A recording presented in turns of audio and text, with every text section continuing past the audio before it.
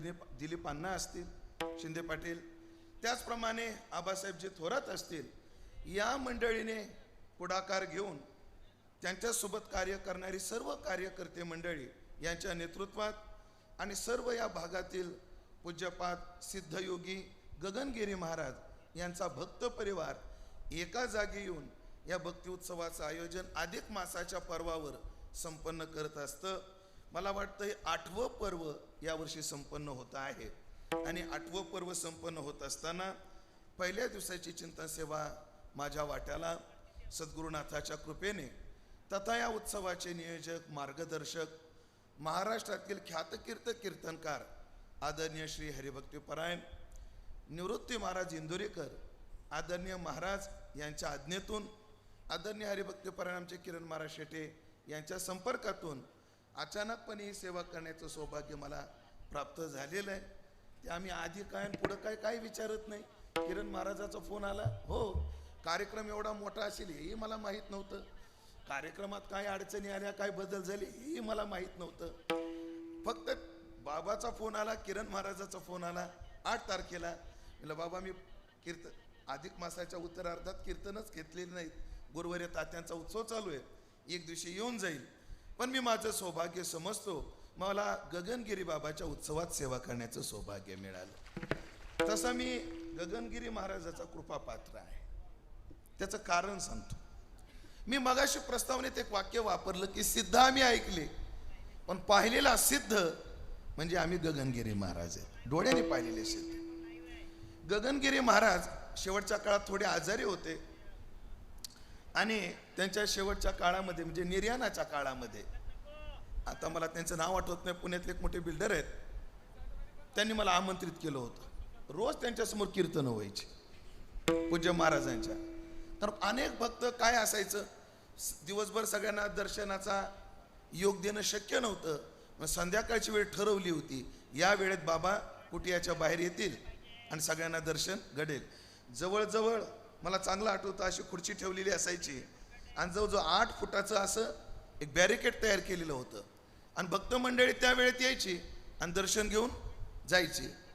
पण त्या काळामध्ये कीर्तनाचं आयोजन केलं जायचं. खूप कीर्तनं झाली, खूप म्हणजे महिन्यानं महिने कीर्तनं झाली. त्यात मी वयानं लहान होतो, तसा बारीकही होतो आणि मला कीर्तनाला खोपोलीच्या आश्रमातून आमंत्रण आलं आणि मी कीर्तन अंदाजे 5 ते 7 ते कीर्तन असायचं. 5 ते 7 कीर्तन झालं. बरं ते कीर्तन असं असायचं, बाबाजी आले की कीर्तन थांबवायचं, कारण लोक समाज दर्शनाकरता आतुरलेलं असायचं. बाबाजी त्या व्हीलचेअरवर भक्त मंडळी त्यांना घेऊन आली आणि मी आता कीर्तन बाबाजी आल्या म्हणल्यानंतर कीर्तनाचा समारोप करत होतो. ओंकार महाराज माझं भाग्य असं स्वतः गगनगिरी महाराजांनी सांगितलं, माझ्याकडे खुणवलं, माझ्याकडे हात केला, अजून थोडं बोल म्हणले. मला माझ्या जीवनातला रोमांचकारी अनुभव, त्यांनी मला अजून बोलायला लावलं. मला त्यांच्या हाताचा इशारा कळेना, म्हटलं उरकायचं काय, जवळचा माणूस पळत आला, त्यांनी सांगितलं 10-15 मिनिटं अजून लांबवा, त्यांना ऐकायची इच्छा आहे. आणि मला अभंग आठवतोय, कारण काही काही सुवर्ण अक्षरातील अक्षरं जी असतात ते हृदयाच्या पटलावर माणसानं कोरलेली असतात. मी तो क्षण हृदयात करून ठेवलेला आहे. ऐसा ज्याचा अनुभव विश्वदेव सत्यत्वे या अभंगावर मी कीर्तन केलं आणि बाबांनी मला बोलायला लावलं आणि बाबाजी समोर गगनगिरी महाराजासमोर 15-20 मिनिटं पुन्हा मी बोललो. नंतर कीर्तनाचा समारोप केला. सगळ्याला दर्शन लांबून होतं. मला खुणून आत बोलवलं आणि जवळ घेऊन त्यांना कोणीतरी एक शॉल टाकली होती, ती शॉल काढून माझ्या अंगावर टाकली आणि माझ्या पाठून हात फिरवला गगनगिरी बाबांनी. ती शॉल अजून माझ्याकडे जतन केलेली आहे मी. वा, असा मला एक सहवास गगनगिरी महाराजांचा घडला आणि यात मला समाधान आहे की गगनगिरी महाराजाच्या नावाखाली एवढं मोठं कार्य ही समिती करते. बरं, मी पत्रिका पाहिली, किरण महाराज तसे हुशार आहेत, विना घेतल्यावर दाखवली. पत्रिका मी पाहिली आणि पत्रिकेमधली सगळी कार्यक्रम वाचले, तेव्हा मला ह्या उत्सवाचा एक विशेष वाटला. ओंकार महाराज, हा उत्सव म्हणजे काय आहे? हा उत्सव म्हणजे समन्वय महर्षीचा आदर्श आहे. वा वा, इथे सर्व क्षेत्राचा आदर्श समन्वय. इथे राजकीय उपक्रमही आहेत, इथं आध्यात्मिक उपक्रमही आहे. इथे शेतीचं कृषी प्रदर्शन सुद्धा मोठ्या दिमाखात आणि भव्य दिव्यतेने संपन्न होत आहे. हा जसा समन्वय आहे, इथं पर्यावरणाची सुद्धा काय आहे, काळजी घेतलेली पर्यावरणपूरक सुद्धा कार्यक्रम आहेत.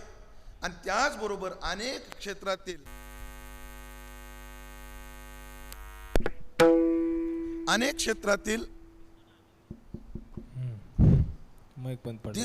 दिग्गज मंडळी या ठिकाणी उपस्थित राहणार आहेत. म्हणून अनेक साधूंचा, अनेक उपक्रमाचा समन्वय साधून हा भक्ती उत्सव संपन्न होतो आहे. आणि या भक्ती उत्सवातील पहिल्या दिवसाची सेवा करण्याचं सौभाग्य मला प्राप्त झालेलं आहे. खरं तर ह्या उत्सवाचा दबदबा एवढा आहे प्रवीण महाराज, किंवा आयोजकांचा दबदबा एवढा आहे, आज महाराष्ट्रातल्या कोणत्याही कीर्तनकाराला फोन केला असता तर ते ऐन वेळेला सुद्धा आले असते. पण मी माझं सौभाग्य समजतो, इंदोरीकर महाराजांना माझी आठवण झाली. त्याचं पहिलं कारण आहे त्यांचं माझ्याविषयी असणारं अकृत्रिम प्रेम, त्यांचं माझ्याविषयी असणारं प्रेम. आणि दुसरं कारण, इंदोरीकर बाबाला वाटलं असेल वजनदार कीर्तन होतील पण एखादा कीर्तनकार वजनदार असावा. वजनदार माणूस पहिल्या दिवशी पाया भक्कम झाला, मग बिल्डिंगला काय येत नाही, अडचण येत नाही.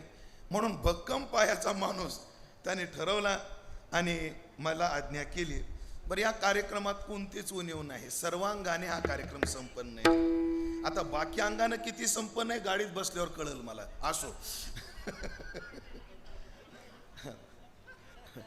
कार्यक्रमाला जागा कशी असावी, मला जर कोणी विचारलं भविष्यात आम्हाला एक चांगला आदर्श कार्यक्रम करायचा आहे, एक भव्यतेने दिव्यतेने कार्यक्रम करायचा आहे, तर कसा केला पाहिजे, मी डोळे झाकून सांगेन, गुंजाळवाडीमध्ये गुंजाळ मळ्यात जसा कार्यक्रम केला तसा पाहिजे.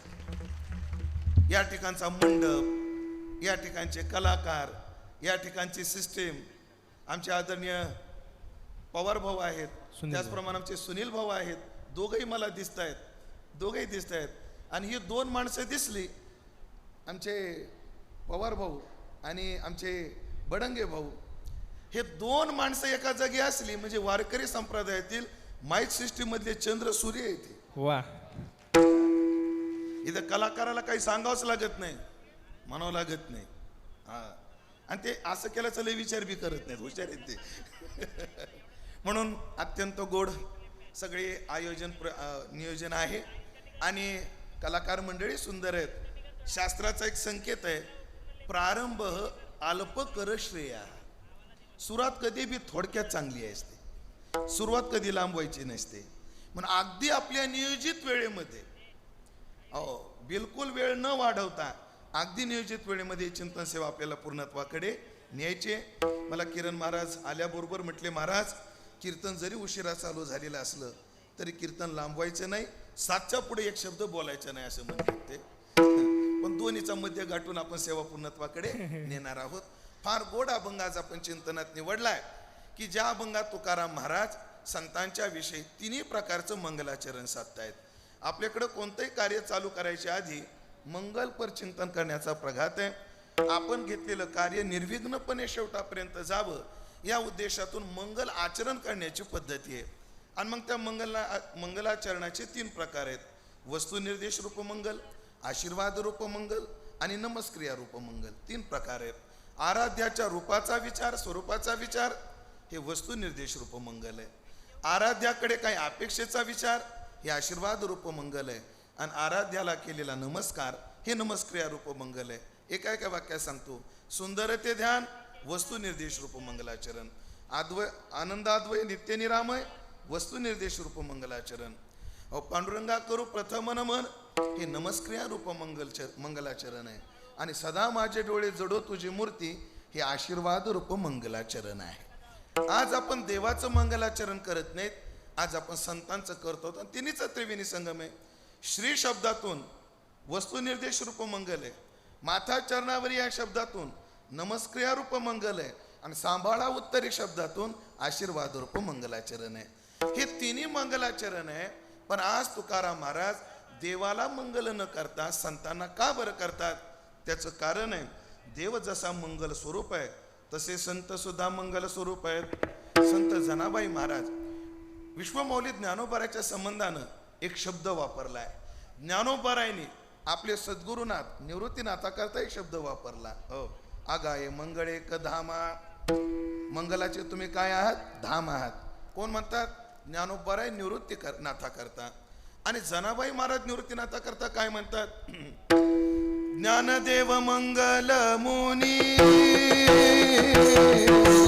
सेवा करीदासी जनी, सेवा करीदासी जनी. ज्ञानदेव मंगल मुनी सेवा करीदासी जनी, सेवा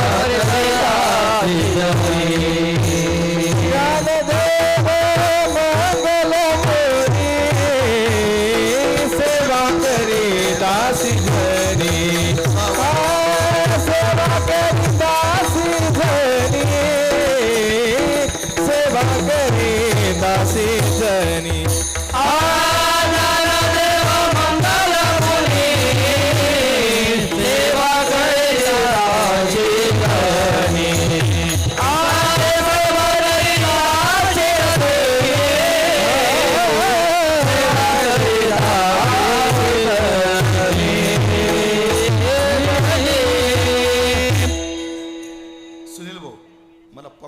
मॉनिटर मध्ये थोडा आवाज द्या. ज्ञानदेव मंगल मुनी. ज्ञानोबाराय कोण आहेत? मंगल मुनी आहेत. ज्ञानोबाराय मंगल स्वरूप आहेत. अजून एक संगती लावायची जर ठरली, भगवान भीष्माचार्य ऐका, जेव्हा शरपंजरी पडले आणि धर्मराजांनी, म्हणजे भगवंतालाच वाटलं की धर्मराजांनी म्हणजे युधिष्ठिरांनी भीष्माकडचं तत्वज्ञान ऐकलं पाहिजे. आणि मग एके दिवशी भीष्माच्या दर्शनाच्या हेतूने, भीष्माचार्यांच्या दर्शनाच्या हेतूने म्हणजे धर्मराजाला घेऊन गेले आणि अनुशासन पर्वाचा उपदेश केलाय त्या ठिकाणी. कोणी? पितामह भीष्मांनी. कोणाला? धर्मराजांना. तर त्यामध्ये आलेले प्रकरण आहे, युधिष्ठिराचा प्रश्न आहे पितामह भीष्मांना. काय प्रश्न आहे? को धर्म सर्व धर्मानां भवतः परमो मतः किम जपन मुच्यते जंतुर जन्म संसार बंधनात. कोणाचा जप केला असता जीव संसाराच्या बंधनातून बाहेर पडेल? आणि जीवानं ह्या दुःखातून मुक्त होण्याकरता कोणाचा जप केला पाहिजे असा जेव्हा प्रश्न विचारला, तेव्हा परमात्म्याचं वर्णन त्यांनी केलं. त्याच्यातूनच विष्णू सहस्त्रनामाची काय झाली? उत्पत्ती झाली. पण तिथं बोलत असताना, भगवंताची स्तुती करताना भीष्माने वापरलेला शब्द आहे, सगळ्यांना तो पाठ आहे, पवित्राणाम पवित्रम यो आणि मंगलानांच मंगलम. परमात्मा पवित्रांचाही पवित्र आहे आणि मंगलाचाही मंगल आहे. याचा अर्थ काय? जगात जेवढ्या गोष्टी पवित्र आहेत त्यांच्या ठिकाणी पावित्र्य पण देवामुळे. बरोबर? आता पुढे ऐका, एकदा देवालाच विचारा, तुझ्याकडे आलेलं पावित्र्य पण कुठून आलं? ठीक आहे, जगात जेवढ्या गोष्टी पवित्र आहे, जगात काय काय पवित्र आहे? तुळस पवित्र आहे, गाईचं दूध पवित्र आहे, पाहेपा पवित्र आणि गोड, हो, रेशमी कापड पवित्र आहे. म्हणून आपल्याकडे नियम असा आहे, जर तुम्ही इकडून निघाले आणि पुढून जर एक जण म्हटला, सहज निघाला, का रे कुठे निघाला? काय नाही, दूध घेऊन निघालो, तर शास्त्र म्हणतं त्याला लगेच नमस्कार करायचा. कोणाला? समोरून कोणी दूध घेऊन आलं तर त्याला काय करायचा? नमस्कार करायचा. आणि दारू घेऊन आलं तर चप्पल काढायची, बघा तर काय माया, त्याला नमस्कार करायचा. तो मंगल आहे. विण्याचा झणकार मंगल आहे, मृदंगाचा धा हा मंगल आहे, मृदंगाचा धा मंगल आहे. पण या मृदंगाच्या ठिकाणी मागेल बरं, तसा मृदंग नीट नाहीये. मृदंग उगच वाजत नाही, तिघांना मारले तेव्हा स्वतः वाजतो.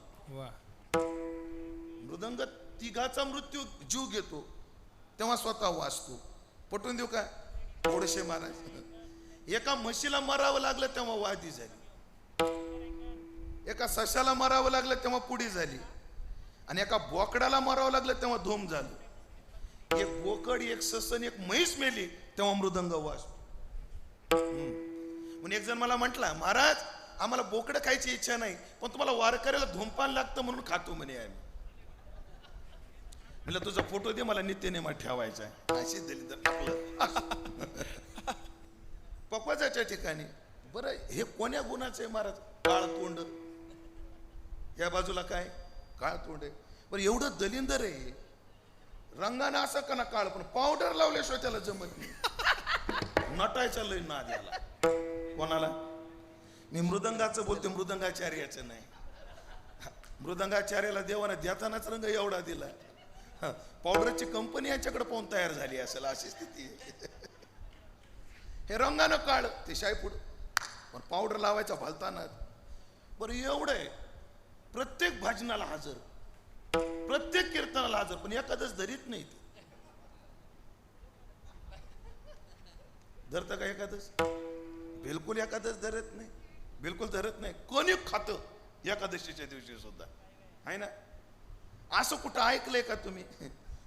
आज एकादशीचं कीर्तन आहे, एक करा, साबुदाण्याचा उंडा आणा लावायला. नाही मारा, ते उंडा त्याला कणकेच्यात लागतं. बरं एवढं आहे, माणुसकी नावाची गोष्टच नाही या पकवाजाला. काय नाही, माणुसकी नावाची गोष्ट नाही. कशी माणुसकी नाही? कल्पना करा, एखाद्याचा स्वर गेला तर ऍडजस्ट व्हायला काय हरकत आहे? कॉम्प्रोमाइज करत नाही, बिलकुल करत नाही. बरं कधी कधी उन्हामध्ये तापलं जरा, बरं जरा ताण सहन करीत नाही, लगेच पुढे फोडून टाकीत, असा मृदंग. पण तरी तो मंगल स्वरूप काय? कारण देवाने आपलं मांगल्य त्याला दिलं म्हणून, आपलं पावित्र्य त्याला दिलं म्हणून. जगात जेवढ्या गोष्टी पवित्र आहेत, जेवढ्या गोष्टी मंगल आहेत, त्या देवामुळे आहेत. पण एकदा देवाकडे चला बरं, देवालाच विचारा, तू पवित्र का आहेस?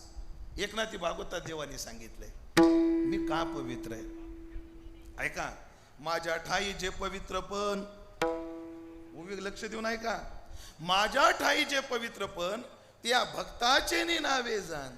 हो, संत चरण रज वंदिता, केवढी आली मज पवित्रता. माझी पायवनी वाहे माथा, जाण तत्वता सदाशिव. देवाची पायवनी म्हणजे गंगा, सदैव शंकरानं डोक्यावर घेतली. का घेतली? म्हणे मी किती पवित्र आहे, माझ्या पायाचं पाणी शंकर डोक्यावर घेतो. पण माझ्या ठिकाणी हे जे पवित्रपण आहे ते संतांमुळे. मला एवढ्या विस्तार का करायचा?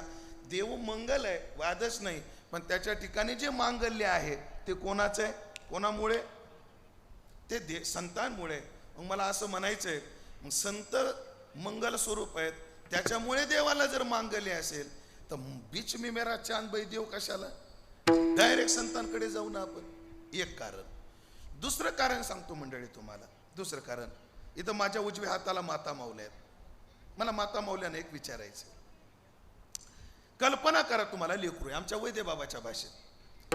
एखाद्या बाईचं लेकरू कसं असतं म्हटलं? वैद्य बाबा म्हणायचे, ढेबऱ्या पोटाचं. माझ्याकडेच पाहिलं पाहिजे असं काय नाही. होय संदीप गोडशे महाराज, माझ्याकडेच पाहायला लागले लोक. एखाद्या बाईचं लेकरू ढेबऱ्या पोटाचं, फणसाळ्या दाताचं, चिपड्या डोळ्याचं, काळं ढूस असतं. पण बाई म्हणते, बाय ग माझा सोन्याचा तुकडा. कारण तिचं त्याच्यावर काय प्रेम आहे, प्रेम आहे. नाथाने दिलेला दृष्टांत आहे. एक भाऊ माणूस म्हटला, बाई आमच्या घरी सुवासनी आहेत, येता का जेवायला? येईल ना, पण नुसत्या सुवासनी नाही आहेत, जिला सुवासीन ठेवलंय तिला पैठणी आहे येवल्याची, ती बी सेमी नाही, ओरिजिनल. बरं येईल ना, नुसती पैठणी नाहीये, 10 तोळ्याच्या बांगड्या आहेत, येईल ना. पण बाई आठ एक आहे, येताना एकट्या या, लेकराला घेऊन येऊ नका, मुलाला घेऊन येऊ नका. ती येऊ काय हरकत नाही, पोराला घरी ठेवीन, मी येईन.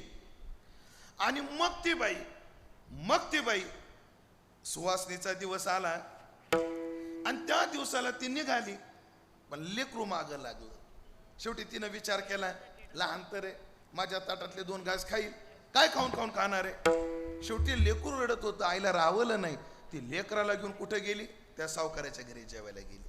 गेल्यावर काय त्या सुवासनीचा ताट, बसायला पाठ, पाठीला पाठ, ताटाला पाठ. आमचे बाबा मार जिंगडे सांगायचे, हो हो, पानामध्ये भाज्या दाट, उदबत्त्याचा घमघमाट, असा त्या सुवासनीचा थाट.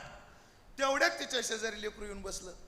त्या सावकारानं पाहिलं, बाई तुम्हाला म्हणलो होतो ना लेकराला घेऊन येऊ नका, तुम्ही लेकरू का आणलं?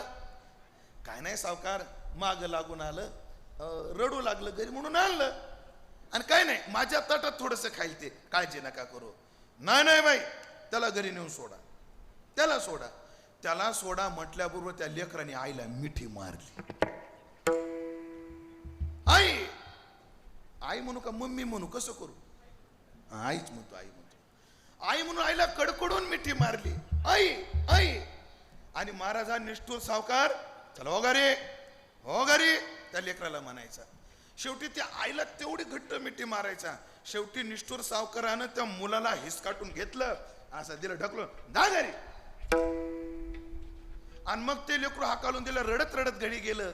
मग ही आई पोटभर जेवली आणि पैठणी घेऊन दागिना घेऊन गेली. तुमच्या झोपा झाल्या का? सखी माई जेवल का?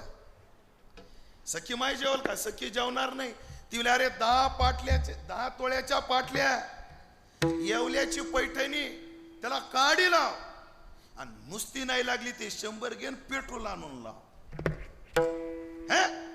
जिथं माझ्या लेकराला किंवा जेवल, पण कोणती सावत्र असेल तर.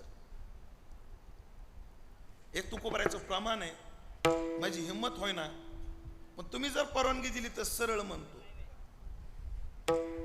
म्हणू लय कठीण प्रमाण आहे महाराजांचं. शिंदळीशी नाही पोराची पयास. फक्त तशी असेल तर लेकराला डावलून जेवायला बसल. सख्खी माय बसणारच नाही. याच्या उलट ऐका ना, याच्या उलट समजा ते लेकरू जेवायला आलं आणि जर तो म्हटला, बाई इकडे बाय, एवढं गोड लेकरू आहे, तुला म्हटलो तर मी पैठणी देईल, तुला म्हटलो तर मी 10 तोळ्याच्या बांगड्या करील, केल्यात मी, पण मी तुला 1च तोळा देणार. ह्या लेकराला 9 तोळे देईल. ती आई काय म्हणेल? खुश होईल ना, खुश होईल. जसं आई लेकराचं कौतुक झालं की खुश होते ना, तसं संतांचं कौतुक केलं की परमात्मा सुखी होते. वा वा, हा, प्रमाण खूप आहेत. तुका म्हणे देवा, तुका म्हणे देवा, तुका म्हणे देवा, तुका म्हणे देवा, सेवा त्यांची केली भाव सेवा. ऐसा संताचा महिमा, ऐसा संताचा महिमा,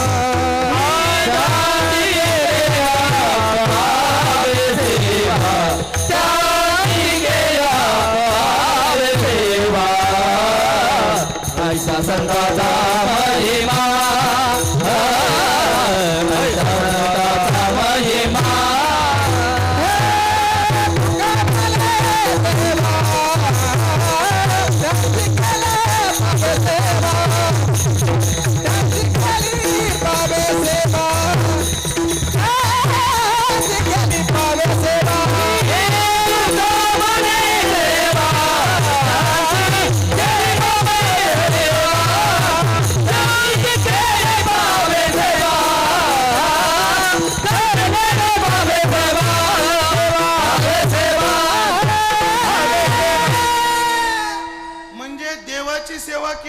संताकडे जाईल की नाही शाश्वती नाही, पण संतांची सेवा केली तर देवापर्यंत पोहोचते हा निर्णय. म्हणून देवापेक्षा संतांना. आज झालं का? आता शेवटचं कारण सांगतो जे खरं आहे, म्हणजे खोटेत असं नाही. अजून एक कारण सांगतो पुढे जातो. पुढं म्हणजे अभंगा सरकतो पुढं. काय कारण आहे? माझ्याकडं पहा. देवाला शरण जाऊन वाटोळ झालेली माणसं आहेत. लय भानावर आहे बरं मी. हा, तुम्ही महाराज का गांजा पिऊन आला का काय? मी पक्का भानावर आहे. देवाला शरण जाऊन सुद्धा वाटोळ झालेली उदाहरणं आहेत, पण संतांना शिव्या देऊन सुद्धा वाटोळ झालेलं उदाहरण नाही. उदाहरण देतो तो. एक सगळ्याला प्रसिद्ध असणारं उदाहरण. बिभीषणानं काय केलं? रावणाची पार्टी सोडली आणि रामाच्या पार्टीत आला. कोण? रावण सोडला आणि रामाच्या पार्टीमध्ये आला रामप्रभूला शरण आला. कोण? बिभीषण. आणि बिभीषणची शरण आल्यानंतर ती मंदोदरी नवऱ्याला समजून सांगते, अभंग एक.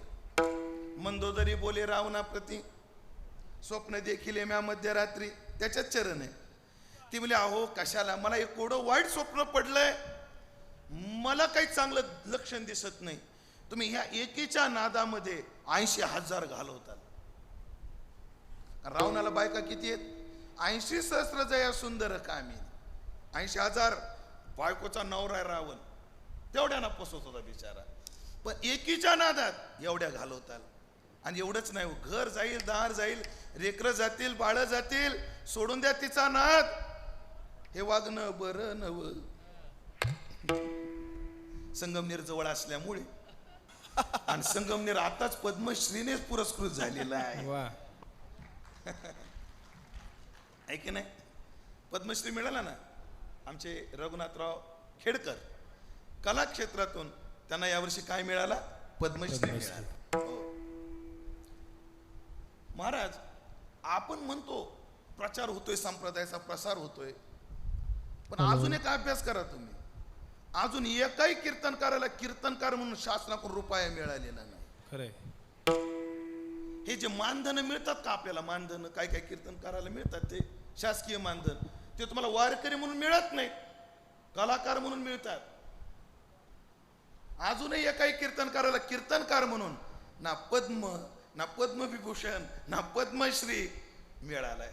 पण चला, तमाशा क्षेत्रामध्ये विठाबाई भाऊ मांग ह्या बाईनं क्रांती केली आणि तेव्हाचे राष्ट्रपती राजेंद्र प्रसाद यांच्यासमोर कला सादर करण्याची संधी मिळाली आणि त्याच्या चिकाटीने तमाशातल्या क्षेत्रातल्या लोकांना हे बहुमानाचे पुरस्कार मिळायला सुरुवात झाली. यावर्षी संगमनेर तसं ते अकोल्या तालुक्यात ते आपल्या बीज माता राईबाई पोपेरे, हा, त्या अकोल्या तालुक्यात येतात. बरोबर. असो, सांगण्याचं तात्पर्य, ती कोण म्हणते मंदोदरी, अहो हे वागणं बरं नाही. बघा ना तुमचा बारका भाऊ बिभीषण, शिका त्याच्याकडून काहीतरी. हा, शिका त्याच्याकडून काहीतरी. काय रामाला शरण झाला गेला ना तो, तुम्ही पण जाणार. तिथं रावणाच्या तोंडात शब्द काय अय म्हणले, मनसे बिभीषण शहाणा परी तो महामूर्ख जाणार. कोण म्हणतोय? रावण. कोणाला? बिभीषणाला महामूर्ख म्हणतोय. हे जगातलं सगळ्यात मोठं दुःख आहे. किरण महाराज, एखादा संगीत विशारद आहे, स्वराचा पक्का आहे, ज्याला संगीतातलं सगळं कळतं, तो जर म्हटला मला स्वर जातो तुमचा, स्वर गेला काय वाटत नाही. पण ज्याला ह्याच्यातलं आपलं काही कळत नाही, ज्याला ह्याच्यातलं काहीच कळत नाही, तो जर ज्याचा रामकृष्णारीला स्वर लागत नाही, त्याने आपले माप काय काढाव? अन्याने मूर्ख म्हणणं ठीक आहे, पण मूर्ख जेव्हा मूर्ख म्हणतो तेव्हा किती दयनीय अवस्था आहे बिभीषणाची. ही अवस्था काय झाली? रावणच काय सांगतो ऐका. रावण म्हणतो, अरे ग तू म्हणती शहाणा आहे पण महामूर्ख आहे तो. म्हणजे का? रामाशी जाऊन भेटला पण रामरूप नाही झाला. तो रामाला जाऊन भेटला पण रामरूप नाही झाला म्हटले. मग संपत्ती मागून बसलाय. काय म्हणते मला बिभीषणचा पुरावा देते. एक उदाहरण. दुसरं उदाहरण, ध्रुव लोकात नारजी गेले तर ध्रुव रडू लागला. कोण? ध्रुवजी रडत होते. नारदानं विचारलं, ध्रुवा तू का रडतो? ध्रुव म्हटला, नारदजी फसलो म्हणे मी. काय फसलो? देव भेटला आणि देवाला देव मागायचा सोडून बापाची मांडी मागून बसलो. हा, त्याने अवदार्य दाखवलं. बापाच्या मांडी ऐवजी आढळपती बाळ बैसवीला दुरू हे केलं, पण आपलं स्वरूप नाही दिलं. फसला महाराज तो. त्याचं उदाहरण काय, त्याचा विचार काय, तेवढा सांगतो. माझ्यासमोर शेतकरी आहेत का कोणी? शेतकरी? हा, तुम्हाला राऊंड अप माहिती का? राऊंड अप आपण चहात 2-2 थेंब टाकून पितो ते राऊंड अप काय? तणनाशक. बापानं तणनाशक आणून ठेवलं होतं घरामध्ये. बरं, त्या राऊंड अपवर झाडाची गवताची काय असतात चित्र. मग संदीप महाराज त्या घरात रांगणाऱ्या पोराला वाटलं ती फ्रुटी. बाटली कशाची होती? राऊंड अपची. पोराला काय वाटलं? ती काय आहे? फ्रुटी आहे. त्या आईला म्हटलं मम्मी ते दे, आई ते दे, मम्मा ते दे. मग त्याची म्हणली बाळा तुला हे पाहिजे, थांबा.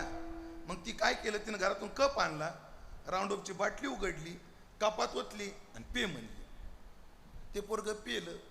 आता पेल्यानंतर मेलं हे सांगावं लागेल का घेताला समजून? हा मेलं ना ते. बाप आला बाहेरून. बाप म्हटलं हे कसं काय मेला? म्हणे हे पेलं आणि हे मेलं मी. अगं पण त्याला ते कोणी दिलं? ती म्हटली मी दिलं. म्हणे का दिलं? त्याने मागितलं दिलं. तो नवरा म्हणला अगं काय मागावं त्याला अक्कल नव्हती, पण त्याला काय द्यावं तुला अक्कल नव्हती काय? प्रश्न लक्षात आला? वा वा, अगं त्याला अक्कल नाही काय मागावं, पण तुला अक्कल नाही का काय क्या द्यावं? बात, आणि मला सांगा, ध्रुवाला कळालं नाही देवाकडे काय मागावं, पण ह्याला कळू नये का ह्याला काय द्यावं? बिभीषणाला कळालं नाही देवाकडे काय मागावं, पण ह्याला कळालं नाही का बिभीषणाला काय द्यावं? म्हणून हे डोक्यावर पडलेली माय. म्हणून संतांकडे तसं होत नाही. एक माझा अनुभव सांगतो, लयच गोड अनुभव आहे. संत काय करतात, खरं तर हा मुद्दा एवढा गोड आहे, रामायणात बी फार मोठा प्रसंग आहे. पण आता आजपासून आपल्याला गुरुवर्य ढोक महाराजांचं रामायण ऐकायचंच आहे. मग रामायणातला प्रसंग सांगून त्यांचा धुरा कशाला कोरू? मी रामायणातला प्रसंग सांगणं म्हणजे गुरुवर्य ढोक बाबाचा धुरा कोरू नये. तर काही अडचण नाही. माणूसच एवढा विद्वान आहे, एवढा मोठा बागायतदार आहे, मी ढेलं जरी कोरलं तर काही फरक पडणार नाही. वा वा, क्या बात. हा, म्हणून सर्व श्रोत्यांना माझी विनंती आहे, आजपासून कथा चालू होते. चला दुपारची वेळ आहे, उष्णतेची वेळ आहे, तुम्हाला यायला आज पहिला दिवस आहे. पण प्रकृतीचं स्वास्थ्य नीट नाही बाबाचं, मणक्याचा त्रास आहे, तरी सुद्धा दिलेला शब्द पाळण्याकरता इथं बाबा कथा करणार आहेत. मग ते जर एवढा त्रास घेऊन जर आपल्याकरता कथा करत असतील, तर आपण सुद्धा सगळी कामं बाजूला ठेवून बाबाच्या कथेला हजर झालं पाहिजे वा सगळ्यांच्या. वा, मी माझा प्रसंग सांगतो. संत काय करतात, मी आळंदीला आलो तेव्हा माझं वय वर्ष 16. किती? 16. म्हणतात 16वं वरीस धोक्याचं, पण मला मोक्याचं लाभलं. संकेत महाराज, मला काय लाभलं? मोक्याचं लाभलं. त्याचं कारण आहे ओंकार महाराज. कारण मला वयाच्या 16व्या वर्षी गुरुवर्य बोधे बाबा आणि गुरुवर्य बंडा तात्या भेटले. कोण कोण भेटले मला वयाच्या 16व्या वर्षी? गुरुवर्य रामचंद्र बाबा बोधे बाबा आणि बंडा तात्या कराडकर भेटले. 2 साधू भेटले की ज्या साधूने आमच्या जीवनाला आकारच दिला, नाहीतर आकार देण्यासारखा माणूसच नव्हता. तुम्हाला खरं सांगू का, 7 पिढ्यात कोणी माळकरी नाही माझ्या घरात. किती पिढ्यात? 7 पिढ्यात. आमचे आजोबा 24 तास डाऊनलोड, एकही केबी शिल्लक नसायची. मग घरात माणसं 8 माणसात 2 कोंबडे कापायचे, एका कोंबड्याचे 4 तुकडे करायचे, कोणी कोणाच्या तुकड्यात हात घालायचा नाही. त्यात एक तुकडा माझा होता. अशा परिवारातलं मी. झालं का? अशा परिवारातलं बरं मी. बरोबर, भौतिक स्थिती पाहत तर अजून बापाच्या नवर गुंठाभर जागा नाही. बरं, शैक्षणिक मर्यादा पाहा आमची. माझं शिक्षण माहिती आहे का तुम्हाला किती आहे? माझं 10वीत 3दा नापास झालेला गडी, तरी 2 विषय निघालेचे नाही. कोणते? तुमचे बी तेच राहिलेत का काय? सगळे गणित इंग्रजी म्हणायला लागले म्हणून म्हटलं बाकी अशी स्थिती महाराज. पण माझी असंचिताचा ठेवा, आशाला इथपर्यंत आणलं. फक्त तुम्हाला एक विनंती आहे, महाराजाचा आजोबा खात पेत होता असं म्हणू नका. हे कौतुक नाहीये, खाणाऱ्या पिणाऱ्याचा ना तो कीर्तनकार झाला हे कौतुक आहे. पण लोकांना चांगले विचार करायची किरण महाराज काय राहिली नाही, सवय राहिली नाही. असो, तुम्ही सज्जन आहेत तसे, मी बाकीच्या लोकांचं सांगतो. आणि आळंदीला आलो वयाच्या 16व्या वर्षी. आलो माघ महिन्यात, आणि पुढे आले आंब्याचे दिवस. आणि त्या वर्षी आंबे एवढे महाग दादा, एवढे महाग, इथं रुपया भेटत नव्हता खर्चायला, तर आंबे कधी घ्यायचे? पण एक आहे, माझ्या जीवनाच्या साधनेचा क्रम खूप चांगला ठरला. मी आळंदीत आल्या वयाच्या 16व्या वर्षी आजा वृक्षाच्या बागेखाली बसून ज्ञानेश्वरीचे 28 पारायण केली. वयाच्या 16व्या वर्षी ज्ञानोबारायच्या मंदिरात बसून, समाधीच्या बाजूला बसून. आणि एके दिवशी ओव्या वाचत होतो. का लढ्याचे लढे सरती, मनोरथाचे मनोरथ पुरती, का माहेरी श्रीमंत होते तू मायशे, एका जनार्दनी संत पुढं पूर्ण करती मनोरथ. आणि मला इच्छा कशाची झाली ताई? आंबे खायची, विकत घ्यायची कुवत नाही. मी ज्ञानेश्वरी वाचत होतो. ही जी घटना आहे ना, ही सत्य घटना, ह्याच्यातलं एक वाक्य खोटं नाही. तेवढ्यात एक बाई आली. तिने माझ्या खांद्याला असं केलं. म्हटलं का हो ताई?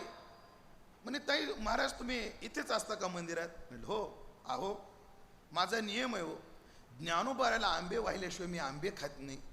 आणि गर्दी खूप आहे, मला तेवढा वेळ नाही. गर्दी कमी झाल्यावर एवढे आंबे तुम्ही ज्ञानोबाराजवळ ठेवाल का? म्हटलं हो. मी तिच्या हातातून आंबे घेतले. आता जे तुमच्या ध्यानात आले ना तेच माझ्या मनात आलं तेव्हा. आता तुमच्या जे ध्यानात आलंय ना तेच तेव्हा माझ्या काय आलं? मनात आलं. कारण वयच ते होतं ना महाराज, वय ते. या बायला जाऊ द्यायचं. ज्ञानोबरे आपलेच आहेत. एक आंबा ठेवायचा आणि बाकी खायचे. ओंकार महाराज 11 हापूस आंबे होते, 11. मी एकच वाट पाहत होतो, ती बाई जाते कधी. ती बाई सुवर्ण पिंपळापर्यंत गेली आणि पुन्हा वापस फिरली. तुला संक्रांत आंब्यावर बसते की काय अशी माझ्या मनात शंका. पण चमत्कार आहे का? चमत्कार. ती बाई माझ्या जवळ आली, मला म्हटली महाराज ज्ञानोबाराला एकच ठेवा, बाकी तुम्ही खाल्ले तरी चालतील. मला काय सांगायचे ऐका बरं. त्या बाईनं सांगितलं नसतं तरी मी तेच करणार होतो. पण तिने न सांगता जर मी केलं असतं तर विश्वास